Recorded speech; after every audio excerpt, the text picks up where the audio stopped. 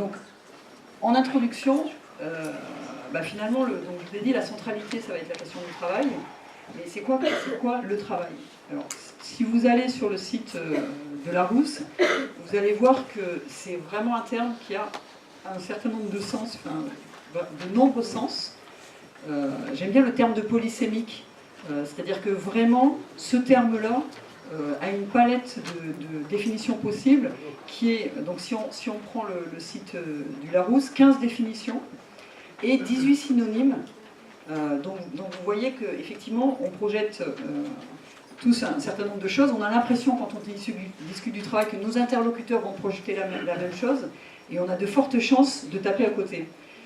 Et donc la première définition, qui est quand même celle qui recoupe, je pense, en général ce à quoi on pense quand même, c'est, donc, de manière littérale, donc l'activité de l'homme appliquée à la production, à la création, à l'entretien de quelque chose, pouvant être manuel ou intellectuel.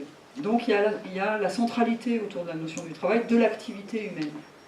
Mais il y a aussi, en plus de cette idée d'action, dans les 15 définitions et dans les 18 synonymes, l'idée de résultat, le travail comme résultat, l'idée de moyen, d'énergie, c'est-à-dire effectivement le moteur du travail étant l'énergie, et le travail fournissant éventuellement de l'énergie, et de temporalité, et ça c'est un point que je trouve très intéressant, parce que on verra que la notion de temporalité a énormément évolué. Historiquement, on parlait d'œuvre, de chef-d'œuvre, et donc dans l'idée de travail, il y avait nécessairement l'idée de temps, il y avait nécessairement l'idée de progression, de venir, revenir, travailler au corps notre objet du travail, et ça c'est vraiment quelque chose, quand on étudie le langage contemporain sur le travail, qui est relativement rare, en tout cas inscrit comme ça dans cette temporalité. On est beaucoup plus sur des notions d'objectifs, justement, de résultats, et donc ça on va le voir ensemble.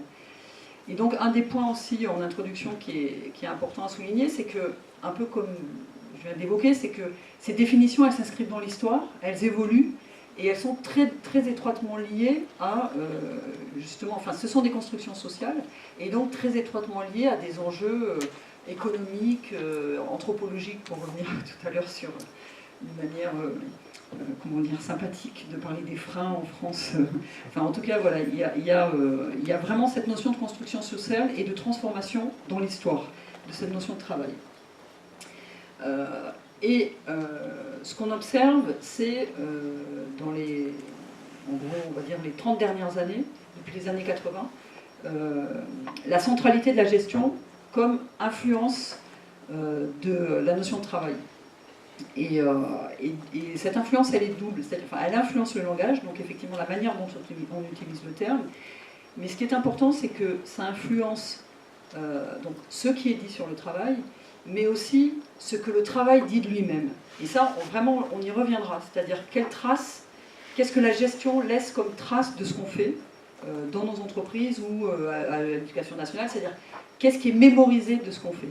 Et qu'est-ce qui est du coup discutable entre collègues ou avec nos supérieurs, ça sera évidemment ce qui est discutable, c'est ce qui va rester. Et donc si on sélectionne ce qui reste, on sélectionne les sujets de discussion possibles.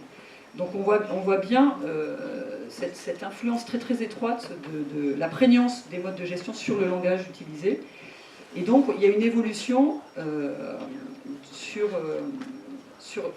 historiquement, il y a eu des tentatives en France, là on est vraiment sur une étude de la question du travail en France, où, à la faveur justement des spécialistes de la question du travail en ergonomie ou des psychologues du travail, à l'époque des psychopathologues du travail, ou en psychodynamique du travail et autres, en fait il y a eu régulièrement des tentatives pour dire mais finalement la question du travail devrait être celle, concrètement, qu'est-ce qu'on fait, qu'est-ce que le travail, et quel est le sens du travail. C'est-à-dire qu'il y a vraiment eu des tentatives comme ça, mais ce qu'on voit, c'est que ces tentatives-là ont été très très minoritaires en termes de pensée et de domination d'une certaine pensée. C'est pas du tout celle-ci qui domine.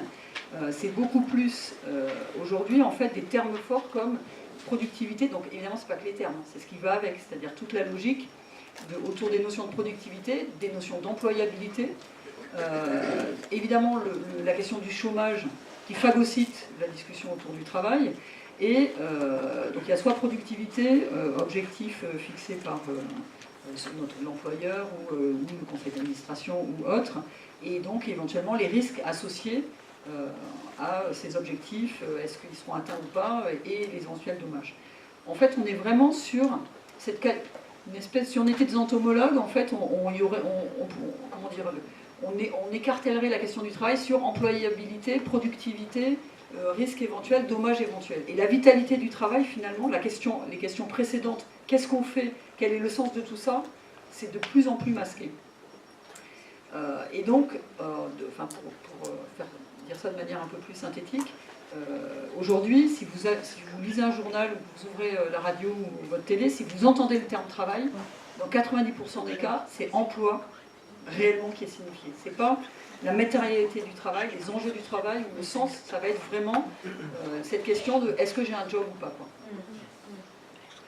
Et le deuxième sous-entendu, c'est que donc il y a cette question d'emploi, et très étroitement liée à cette notion d'emploi, et du coup à cette employabilité, il y a finalement une définition implicite de travailler comme la capacité à exécuter des prescriptions. C'est-à-dire que dans la définition actuelle, le travailleur est rabattu du côté d'un exécutant de prescription, évidemment pensé par d'autres que lui-même, et mis au devant de défis des organisations, donc des défis fixés par l'éducation nationale, puisque j'ai compris qu'il y avait un certain nombre d'entre eux qui étaient à l'éducation nationale, ou par les associations d'employés, mais finalement qui sont directement liées aux défis fixés par les financeurs, parce que vous voyez qu'il y a des diminutions de budget, donc en gros il faut faire les pieds au mur avec des moyens qui diminuent. Donc il y a ces défis-là, et en gros on nous dit adaptez-vous. C'est l'implicite du travail, et c'est vrai pour tous les métiers. Hein. Alors là, vraiment, les recherches là-dessus montrent que c'est un point commun justement avec la primauté des approches de type gestionnaire. Et donc, ce que je vous propose de faire, c'est de mobiliser, c'est un peu ce que j'ai fait dans l'introduction juste précédente, mais c'est de mobiliser une approche particulière qui est celle des ergodisciplines. Alors le terme ergodiscipline renvoie donc aux disciplines qui s'intéressent au travail, mais qui s'intéressent au travail justement du côté de la matérialité du travail. Pas du côté du droit ou de la gestion, mais vraiment en allant interroger le travail réel, la subjectivité au travail, en fait les composantes humaines du travail, en gros. C'est vraiment le point commun de ces disciplines. Donc on trouve l'ergonomie, j'en ai évoqué quelques-unes tout à l'heure, mais l'ergonomie, la psychologie du travail, la psychodynamique, une partie de la sociologie du travail est dans une approche clinique, comme ça. Et donc, l'intérêt de ces disciplines, c'est qu'elles s'intéressent à la matérialité, au réel. Et donc là, inversement par rapport à ce que je disais tout à l'heure, elles définissent, non pas a priori, mais par les connaissances qu'elles ont produites sur le travail réel. On est bien d'accord, ce n'est pas des définitions de principe, ce sont des définitions au titre de la connaissance produite par ces disciplines. Elles définissent le travailleur, non pas comme un exécutant uniquement, mais comme le créateur de sa tâche. C'est-à-dire que ce que permettent de voir ces disciplines, c'est que la prescription ne pourra jamais couvrir la totalité de la réalité du travail, et il faut à tout moment être en capacité de produire de la créativité sur ce qui se passe. En termes de ruse, en termes d'innovation, en termes, je discute avec mon collègue et on pense à deux comment on va faire par rapport à ça. Vous voyez, ça c'est vraiment ces disciplines-là qui permettent de mettre à jour ces réalités-là. Et donc, autour de la question de ce double jeu du travail, je vais vous proposer justement de regarder qu'est-ce que nous dit l'étude de la prescription. C'est-à-dire quand on regarde avec les lunettes de l'ergonomie et de la psychologie du travail, notamment, qui sont les lunettes que je mobilise, et qu'on se met à regarder le travail tel qu'il évolue, la manière dont les prescriptions se construisent, ce qu'on voit apparaître, c'est tout un ensemble j'allais dire, en termes de le double jeu. Donc il y a une partie du jeu qui se joue du côté des règles gestionnaires, et donc d'un certain nombre de normes qu'on a repérées comme étant 6. Et ces normes-là sont des normes en termes de ce qui doit être fait, c'est-à-dire la manière dont la gestion pense le travail comme un attendu. Et alors ce qu'on a vu aussi du coup avec les lunettes des ergodisciplines, c'est que ces normes du travail étaient indissociables des tensions qu'elles produisaient. C'est-à-dire que définir les caractéristiques du travail contemporain, c'est définir à la fois la prescription et les conséquences de la prescription en termes notamment de tension au travail. Alors, ces tensions ne sont pas nécessairement néfastes. Parfois, être en tension, c'est de la ressource. Mais de fait, vraiment, il y a nécessité de qualifier le travail sur cette double dimension, normes et tensions liées aux normes du travail. Et donc, parmi les 6, si je vous développe un peu les 6 grandes normes, alors certaines vont vous parler, j'imagine, en tout cas dans ce qu'elles ont de concret. On voit la flexibilité. Alors par flexibilité, on entend précarisation des postes, mais on entend aussi organisation du temps de travail modulable en fonction des saisons, en fonction des plans de charge, éventuellement d'une semaine sur l'autre. En fait, la logique de la flexibilité, c'est vraiment une logique gestionnaire au sens où l'idée, c'est de ramener à l'os, mais véritablement, les coûts fixes et de rapprocher le plus possible de la production, enfin, donc du coup de ce qui va pouvoir rapporter à l'organisation les frais, et notamment les frais inhérents aux travailleurs. Et ça, on le voit notamment, enfin un des problèmes de la flexibilité se trouve notamment dans la fonction publique hospitalière, où on est tellement à l'os qu'on rappelle les gens qui sont en vacances, où en fait le système ne peut plus faire face à choses qui sont au cœur du travail réel. C'est-à-dire que c'est là où, à un moment donné, la flexibilité, pourquoi pas, mais il y a une limite qui est celle de la réalité qui nécessite que les organisations s'adaptent. Et le problème, c'est que dans les tensions, et au niveau de la précarisation notamment, il y a de plus en plus de difficultés à pouvoir s'adapter à la réalité dans cette dynamique de la flexibilité. La deuxième norme, c'est la normalisation. Alors, par normalisation, en fait, on entend l'application de plus en plus importante de normes à tous les types d'activités qu'on peut avoir, et notamment qui sont le plus souvent rassemblées dans les certifications. On doit apprendre à faire d'une certaine manière, et à ça, à la rigueur, standardiser les manières de faire, de manière à ce que, comme on est dans la flexibilité, il faut qu'à tout moment, n'importe qui d'autre puisse prendre notre place et faire de la même manière que nous. Donc du coup, ça veut dire que ce que nous faisons doit être standardisé et que la personne qui va nous remplacer sera sur les mêmes standards que nous. Le problème, c'est que cette normalisation a fini par s'auto-référencer, c'est-à-dire se satelliser de la réalité. Et aujourd'hui, on voit, quand on regarde ce qui se passe dans les organisations du travail, je parlais des hôpitaux, mais c'est vrai, je travaille beaucoup avec la police, je travaille dans des entreprises privées. En fait, le problème, c'est que comme ça devient un enjeu pour du financement, ou que ce soit privé ou public, du coup, c'est le sésame, la certification. Donc, la certification, elle va être évaluée, les normes, elles vont être évaluées, non pas par rapport à est-ce que les choses se passent vraiment comme ça, mais par rapport aux traces que laisse l'organisation du travail sur elle-même. Et donc, du coup, il va y avoir une production de traces qui vont être une forme de falsification du réel, et dans lesquelles on est tous acteurs. Puisque si on sait, on est tous conscients que si on laisse des traces qui mettraient en risque la possibilité d'avoir la certification, on risque de perdre nos financements, donc de perdre notre job. Et on est vraiment là, c'est toujours pareil, poussé à l'extrême, du côté de la qualité totale, on est de plus en plus amené à produire sur le travail, on produit des connaissances sur ce qui se passe dans nos entreprises ou dans nos organisations qui sont à côté de la plaque. Ces connaissances-là ne reflètent pas ce qui se passe, mais reflètent ce qui est attendu par la certification.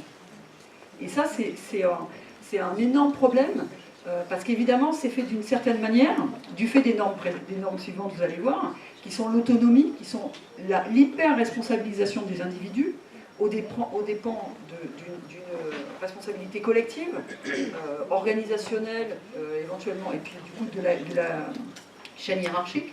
C'est que du coup, comme il y a cette autonomisation, cette individualisation des responsabilités, tout est fait de par l'organisation du travail pour que la forme de falsification du réel qui est produite par la certification soit individuellement de votre responsabilité. C'est-à-dire que s'il y a un pépin un jour et qu'on se rend compte que les choses ne sont pas telles qu'elles ont été écrites, c'est celui qui aura fait, et pas les raisons pour lesquelles il aura été, les raisons collectives, organisationnelles pour lesquelles il aura été amené à faire ça, qui va être responsable. Donc là, on voit comment ça nous fait bien monter en pression, hein. C'est-à-dire parce qu'on n'est pas bête, même si vous ne l'avez pas formulé comme ça, de manière, enfin, ou que vous y réfléchissez de manière moins jargonneuse et moins... De fait, on le sait. On sait très bien qu'on est entre le marteau et l'enclume, on sait très bien qu'on prend des responsabilités qu'on ne devrait pas faire, qu'on ne devrait pas prendre, pardon, mais ce qu'on sait aussi, c'est que si on ne fait pas comme ça, tout s'arrête. C'est-à-dire que le travail ne sera pas conduit. Et voilà, et comme on est pour la plupart des personnes responsables, nous sommes amenés à faire des choses irresponsables, poussées par les organisations pour pouvoir faire correctement ce qui est attendu. Alors, je parlais des hôpitaux, du coup, dans l'intérêt des patients, mais après, c'est dans l'intérêt des élèves, dans l'intérêt de la qualité de la production industrielle, si je suis dans une industrie, parce que je parlais de chef-d'œuvre tout à l'heure, quel que soit notre métier, on veut faire correctement ce qu'on est en train de faire. Une des autres normes, c'est la question de la gestion par les compétences, où là, les modalités d'évaluation, c'est-à-dire la manière dont les systèmes de gestion contemporaine évaluent notre travail, c'est sur cette logique de la compétence. Et finalement, il n'y a pas cette compétence, elle n'est pas nécessairement liée à ce que vous faites, puisque le système ne produit pas, enfin, là c'est un peu caricatural, mais on fait à peu près tout pour ne pas produire de traces sur ce qui se passe réellement, puisqu'on a vu que ce qui se passe réellement, souvent, il y a des écarts par rapport à ce qui est censé se passer. Donc du coup, on ne va pas vous évaluer sur ce qui se passe vraiment. On ne va pas vous évaluer sur ce que vous faites. On va vous évaluer sur ce que vous allez bien montrer à un moment donné, enfin voilà, ou ce que le système va montrer, sur des critères sélectionnés qui sont peut-être à côté de ce qui se passe. Et donc ça, ce qu'on voit, c'est que ce système-là de la gestion par les compétences, elle a comme effet d'isoler. Il y a un impact énorme sur la solitude, sur l'individualisation de la responsabilité, et souvent aussi sur le double travail. Parce que ce qui va se faire, si je reprends toujours l'exemple des hôpitaux, c'est que vous allez faire ce qui est attendu par les normes pour pouvoir être évalué sur ça. Donc si vous devez écrire, faire des reportings, envoyer des mails, enfin voilà, laisser toutes ces traces-là, qui sont celles qui sont attendues, vous allez les faire, et en plus, vous allez faire le temps au chevet du malade, voilà.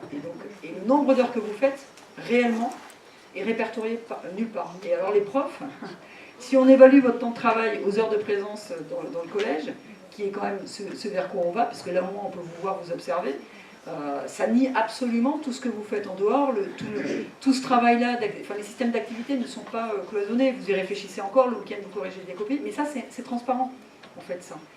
On considère que c'est de votre responsabilité, vous avez qu'à vous organiser mieux, enfin hop, on retombe sur l'individualisation en ne raisonnant pas sur l'activité mais sur la compétence. En gros, vous avez qu'à apprendre à vous organiser mieux et à tout faire sur les temps de présence dans les établissements. La dernière norme qui n'apparaît pas comme ça dans les travaux, dans les ergodisciplines, mais qui pour moi est une norme de fait qui est extrêmement intéressante, et je pense qu'on pourra en discuter, c'est un retournement, un dévoiement de la loi. C'est-à-dire que sur les questions de santé au travail, la loi oblige, en tout cas l'esprit de la loi, après les modalités telles que c'est rédigé, voilà, il y a toujours des failles, mais l'esprit de la loi en prévention des risques professionnels et en santé au travail, c'est adapter le travail à l'homme. Si vous regardez toutes les normes qu'on vient d'énumérer, on est complètement dans un système d'organisation du travail contemporain qui retourne cette logique-là. C'est-à-dire que maintenant, c'est adaptez-vous au travail qu'on vous prescrit. L'employabilité, c'est ça. L'évaluation par les compétences, c'est ça. Soyez responsable, c'est en fonction des critères qu'on vous fixe et pas en fonction du métier qu'on vous a appris. Voilà, bon, ça sera... Et donc ça, cette évolution-là, elle est particulièrement problématique en termes de santé notamment et aussi de qualité du travail, mais en termes de santé. Donc voilà les règles, double jeu du travail, voilà les règles gestionnaires. Mais évidemment, comme ce que je vous disais, en fait, on veut malgré tout faire du travail correctement, on veut malgré tout essayer de rester en santé pour la plupart d'entre nous, et finalement, statistiquement, quand on regarde les contraintes du travail, en tout cas, les conditions du travail contemporain, toute cette orientation qui ne tient plus compte du sens du travail, en tout cas pas de manière concrète, qui n'évalue pas les activités, donc qui n'évalue pas le travail tel qu'il se déroule, on se rend compte que finalement, on est quand même relativement en forme. On devrait être tous, déjà, les entreprises ne devraient pas fonctionner, et on devrait être beaucoup plus malade, enfin beaucoup plus en perdition, je pense, que ce que nous sommes. Donc, ça veut dire qu'il se passe bien autre chose que ce qui est prescrit, qui nous permet de conduire notre travail, et qui nous permet de rester relativement en santé. Et donc ça va être l'autre partie du jeu qu'on met en action, et qui là touche justement à cette ambivalence des usages de soi. Et ce qu'on voit quand on étudie justement le travailler, concrètement, qu'est-ce qu'on met en œuvre, les recherches en psycho du travail notamment et en ergonomie montrent que c'est effectivement s'activer. Donc ça reprend la définition générale du Larousse, où c'est l'activité humaine, donc c'est s'activer, mais c'est aussi s'engager et produire. Et cette dimension s'engager et produire, elle est indissociable de s'engager et produire par rapport au travail, enfin au sens nos résultats, la réalisation de nos tâches et de notre santé, au sens production de notre identité, préservation de soi, préservation des autres, c'est-à-dire que dans cette dynamique-là, notre engagement et ce qu'on produit, c'est aussi de l'autre, soit dans la coactivité, mais aussi dans ce qu'on projette sur soit le patient qu'on peut avoir ou le collègue, et à un moment donné, on construit ça, quoi. On participe de cette construction-là. Et donc ça, c'est très important, c'est-à-dire que produire, c'est indissociablement produire des tâches et des objets ou de la connaissance, enfin, en fonction des métiers qu'on a, et se produire. Et ça, c'est très clair que c'est largement instrumentalisé, c'est-à-dire les questions d'engagement, d'aller travailler en étant motivé pour les valeurs de l'entreprise, on instrumentalise cette dimension-là, mais dans les faits, on n'évalue jamais. On ne vient jamais vous chercher sur ce que véritablement vous avez mis en œuvre, ce que vous donnez de vous concrètement au travail, éventuellement ce qui vous donne aussi, mais ce qui se joue, le plus souvent, ça, c'est invisibilisé. Et donc, ce que nous dit, si on avance sur cette dimension des règles réelles qui sont mises en jeu, qui sont vitales, j'ai mis entre parenthèses la notion de vital, mais c'est ce que je vous dis, c'est vital pour que le travail se fasse, et c'est vital pour soi. Mais c'est vital pour le travail. Si ces règles réelles n'étaient pas en œuvre, véritablement, le travail s'arrêterait, véritablement. Et donc, ce qui est donc important, c'est que si on s'intéresse au travail, c'est d'aller voir ce qui se passe. C'est-à-dire, effectivement, essayer de se donner les moyens, soit en marge de l'organisation, si elle ne nous donne aucun moyen de pouvoir le faire, soit de transformer les modalités d'organisation, mais d'aller voir vraiment qu'est-ce qui se passe vraiment de manière à pouvoir, à partir de là, penser s'il y a des améliorations, s'il commence à y avoir des tensions telles qu'on les a vues tout à l'heure, la précarisation, ou la souffrance, la solitude ou autre. C'est là qu'il y aura de la matière pour faire évoluer dans le sens d'un meilleur travail et d'un meilleur bien-être entre guillemets. Et donc, pour aller objectiver, c'est-à-dire finalement, comment on peut regarder le travail, ce qu'on fait, qui nous permettrait de voir ce que les traces officielles qu'on laisse ne montrent pas. Et un des modèles qui est assez intéressant, c'est de mobiliser finalement l'idée de performance, enfin l'idée de ce que je fais est aux prises avec, pas uniquement moi, mais en l'occurrence là c'est 10 dimensions qui vous sont proposées, mais est aux prises avec un système où il va y avoir un certain nombre de logiques, un certain nombre de ressources et de contraintes sur des champs, des dimensions qui sont très très différentes et qui vont être en interaction en permanence. Et donc là, la proposition que je vous fais, c'est de définir mon travail, enfin le vôtre, mais le fait de cette idée de je travaille, comme étant à la croisée de dimensions qui vont être économiques, alors ça on nous le dit suffisamment, réglementaires,